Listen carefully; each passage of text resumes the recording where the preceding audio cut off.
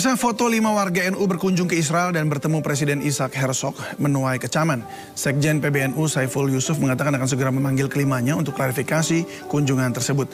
Apa sebenarnya tujuan kelima warga NU tersebut bertemu Presiden Israel? Apakah penelitian atau ada agenda lain? Dan apa efeknya terhadap NU sebagai organisasi? Kita akan membahasnya bersama Ketua PBNU Bidang Media, IT, dan Advokasi, Bapak Syafiq Ali. Selamat malam, Pak Syafiq. Selamat malam Mas. Terima kasih sudah hadir bersama kami.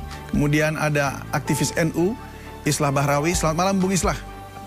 Selamat malam, Assalamualaikum Mbak Munik, Mas Syafiq. Ya. Selamat malam Mas Islah. Dan selamat malam. Ya, selamat malam Bung Islah. Dan aktivis pro perdamaian Monique Rikers. Selamat malam Bu Monique. Selamat malam, terima kasih sudah hadir. Ya baik, saya ke Pak Syafiq dulu ya. Apa alasan PBNU mengecam tindakan 5 tokoh muda NU yang menemui Presiden Israel? Ya, pertama karena saya kira kita tahu ya bahwa sampai hari ini Israel masih tidak berhenti menjatuhkan bom dan menembakkan peluru ke rakyat Palestina. Jadi bahwa kunjungan sejumlah kader NU ini itu saya kira secara simbolik itu dianggap tidak punya simpati terhadap warga Palestina, dan secara umum juga saya kira warga NU itu mengecam apa yang dilakukan oleh Israel. Nah, jadi sudah semestinya sebagaimana banyak pihak saya kira di internasional yang kami sangat menyayangkan justru bahwa secara simbolik teman-teman justru berkunjung beramah tamah dalam situasi yang saya kira memang sangat-sangat tidak tepat. Tapi salah satu tokoh muda NU yang menemui Presiden Israel itu Dr. Zainul Arif ya, mengatakan keberangkatannya ke Israel ini atas nama pribadi dan dalam rangka penelitian lapangan. Ya, kami belum dapat penjelasan. PBNU baru melayangkan panggilan kepada kader-kader ini dan besok baru kami akan menanyai mereka tentang apa kunjungannya di sana apa aja gitu kan, kegiatannya apa aja dan apa tujuan mereka. Jadi kami belum bisa berkomentar. Baik, saya ke Bung Islah. Bung Islah, ini memang belum bisa diklarifikasi atau mungkin ya mesti ada penjelasan dulu dari kelima orang ini. Tapi apa tanggapan Anda sebagai warga NU? Saya menganggap begini loh, atas nama pribadi atau atas nama apapun, atribusi-atribusi secara de facto itu kadang-kadang secara tidak kita sadari itu terbawa ketika kita tampil dimanapun. Saya sering diundang misalnya ke luar negeri ke beberapa kampus untuk berbicara tentang humanisme, tentang toleransi dan seterusnya. Itu orang tidak mengenal Islah Bahrawi, mereka itu mengenal saya sebagai aktivis NU. Nah, atribusi-atribusi yang secara tidak resmi inilah yang melekat kepada kita kemanapun. Artinya kalau mereka mengatakan ini karena ranah penelitian lapangan, karena ini atas nama pribadi, masalahnya secara kolektif kan masyarakat tidak bisa melihat secara kepingan-kepingan seperti itu. Mereka menganggapnya oh ini adalah orang-orang NU, ini adalah orang-orang Nahdliyin yang notabene hari ini kalau kita merapat ke Israel itu bukan keputusan yang sangat populer gitu. Nah ini kan betul-betul berkaca kepada situasi konfigurasi geopolitik global yang hari ini hampir semuanya mengecam tindakan Israel untuk melakukan genosida itu. Nah yang kedua Bung David, saya adalah orang yang paling getol selalu menyuarakan bahwa konflik Israel-Palestina ini bukan konflik agama. Ini adalah konflik politik yang kemudian menciderai kemanusiaan dan juga perdamaian. Saya sepakat di situ. Nah, kalau kemudian ada tokoh-tokoh NU seperti ini hadir menemui Presiden Israel misalnya, maka sama saja kemudian premis ini menjadi mati dengan sendirinya, seolah-olah ini adalah perlu keterlibatan orang-orang yang menjadi aktivis agamawan dan juga organisasi-organisasi keislaman seperti NU. Artinya ini wilayah-wilayah yang sangat sensitif yang seharusnya dihindari. Buat saya sesederhana itu sih. Oke, baik. Karena mungkin membawa nama NU-nya yang adalah organisasi keagamaan begitu ya. Itu sebabnya tadinya harusnya sudah dipisahkan dari agama lebih ke politik, tapi jadi malah melekat lagi begitu. Baik, tanggapan Anda Bu Monique? Ya, terima kasih sebelumnya. Tanggapan saya sangat positif tentu saja.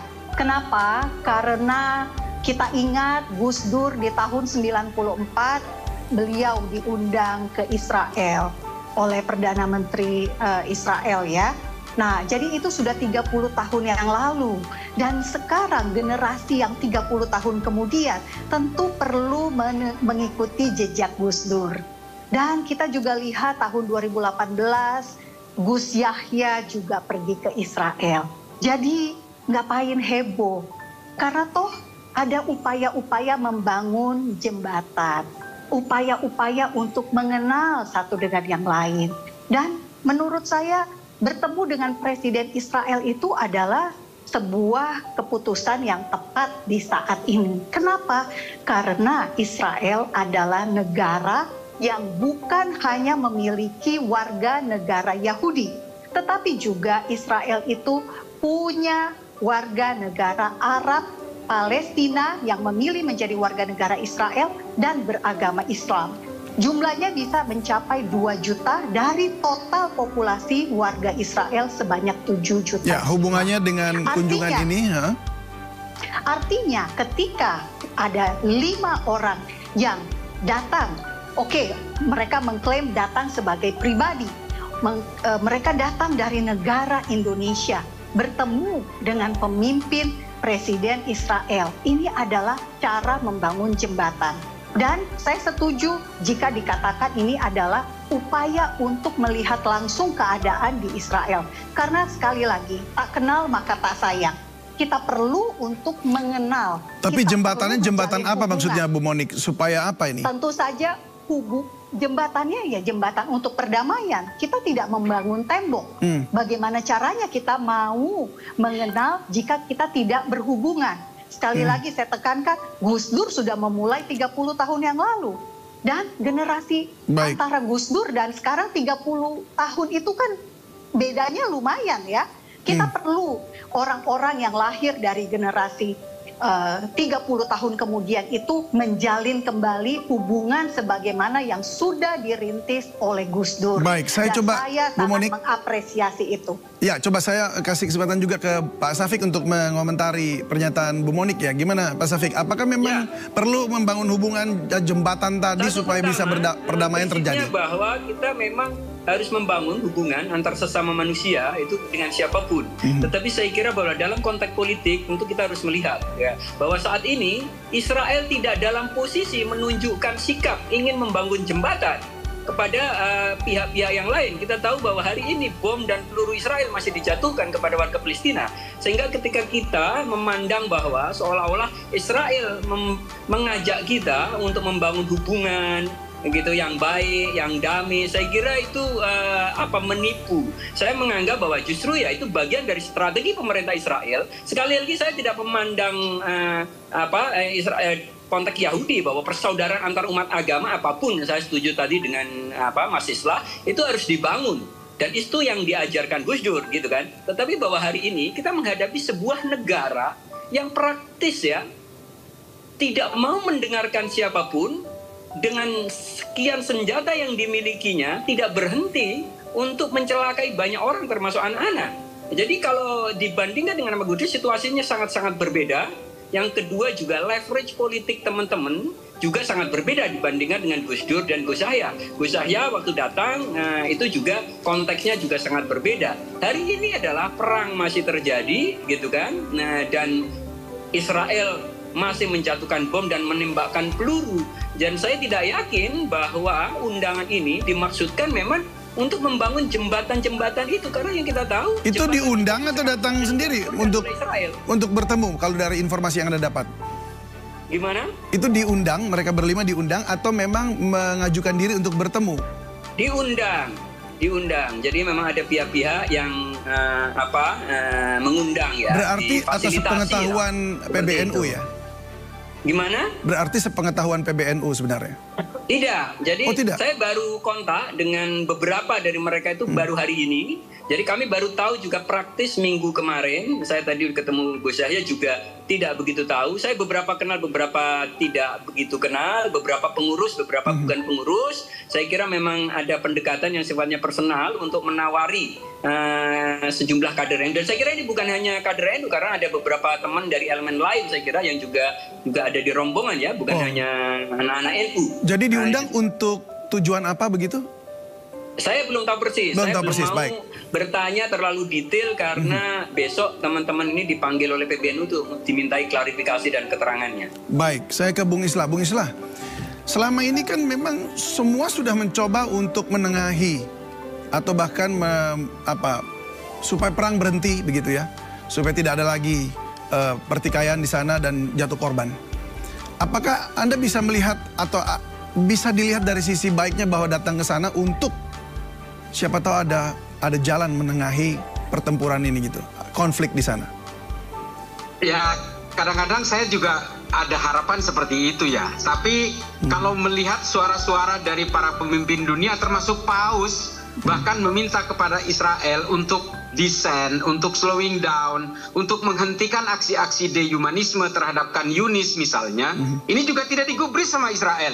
Siapalah seorang Zain Ma'arif mungkin karena nama Gus Dur barangkali di belakang dari NU yang pernah 30 tahun lalu ataupun mungkin beberapa tahun lalu mencoba untuk membangun hubungan. Saya kira begini loh, praktek-praktek mengundang dari berbagai elemen aktivis keagamaan di seluruh dunia termasuk Islam terutama seperti NU. Ini kan praktek-praktek biasa yang dilakukan oleh pemerintahan Israel. Ketika mereka terpojok secara politis oleh gerakan-gerakan masyarakat sipil secara kolektif di seluruh dunia, mereka kemudian melakukan upaya-upaya rekonsiliasi dengan mengundang tokoh-tokohnya, sekaligus juga ngongkosi mereka untuk jalan-jalan. Ini kan biasa ini. Artinya tergantung, kalau mereka mau, wah ini enak nih, gratisan ini, berangkat ya, banyak yang berangkat itu. Banyak juga, tapi kan sebenarnya untuk kemudian datang ke Israel hari ini di tengah mbalelonya Israel terhadap aksi-aksi dehumanisme yang mereka lakukan di Palestina, ini kan bukan sesuatu pertunjukan yang populer. Kalau dulu Gus Dur ke sana atau Gus Yahya ke sana, ini kan bukan tidak di tengah-tengah suasana konflik, aksi-aksi dehumanisme yang masih berlangsung. Ini kan sebenarnya adalah keputusan yang salah. Ini mohon maaf ya, mending kalau buat saya ya mending jalan-jalan ke Magelang aja lah. Baik, Bu Monik. Gimana Bu Monik? Apa yang Anda lihat, maksudnya dari sisi ini udah tampaknya udah nggak, sebaiknya jangan ke sana gitu. Tapi Anda masih melihat bahwa itu hanya untuk bangun jembatan, nggak ada harapannya tampaknya. Jadi begini, betul yang dikatakan oleh Mas Safik dan juga Mas Islah, Kiai ya, mungkin saya harus panggilnya kepada kedua tokoh ini Kiai. Oh iya, oke. Nah, kepada kedua bapak yang terhormat ini, saat ini memang situasinya lagi perang. Nah, kita harus melihat akar perangnya itu kenapa? Karena masih ada sandera yang ditawan oleh Hamas di Gaza.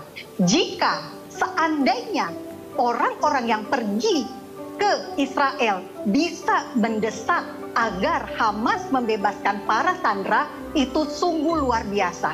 Itu poinnya tuh lebih besar, lebih tinggi daripada selama ini Qatar yang memediasi pembebasan sandera, Mesir yang memediasi, dan juga Amerika Serikat. Ketiganya bisa dibilang belum berhasil. Tapi nggak salah alamat ya datangnya ke Israel, harusnya bukannya ke Hamas. Justru begitu. Itu saya bilang, mereka datang ke Israel, mereka bisa pergi juga mampir gitu ya ke Palestina. Mereka bisa pergi ke Ramallah, ketemu dengan Mahmud Abbas, Presiden Palestina, otoritas Palestina. Mereka bisa mendorong agar Hamas membebaskan para sandera. Karena masih ada 120 orang, termasuk bayi, Kefir Bibas dan kakaknya Ariel Bibas ditawan oleh Hamas di Gaza. Dan itulah perang yang dilakukan oleh Israel. Israel bukan berperang untuk mencaplok Gaza, tidak. Israel sudah memberikan Gaza pada tahun 2005. Jadi, mengapa terjadi peristiwa tragedi teror 7 Oktober? Ketika Hamas membunuh 1.200 orang dalam satu hari dan menyandra 253 tawanan dari berbagai negara, termasuk dari Thailand, negara tetangga kita. Jadi alangkah baiknya jika Indonesia yang bisa mengambil posisi memediasi pembebasan sandera. Kita nggak usah ngelihat Qatar, kita nggak usah ngelihat Amerika, kita nggak usah ngelihat Mesir. Kita lihat justru apa sih kita sebagai Indonesia yang Pancasilais ini bisa melakukan sebuah inisiatif yang baik demi kemanusiaan. Baik, orang yang disandra itu tidak sesuai dengan definisi terorisme menurut PBB. Baik, Bu Monik, Bung Isla dan juga Pak Syafiq, kita jeda dulu sejenak. Kita akan sambung lagi bincang-bincang kita usai jeda berikut ini. Pemirsa tetaplah bersama kami di Sindo Prime. Merilis video yang menunjukkan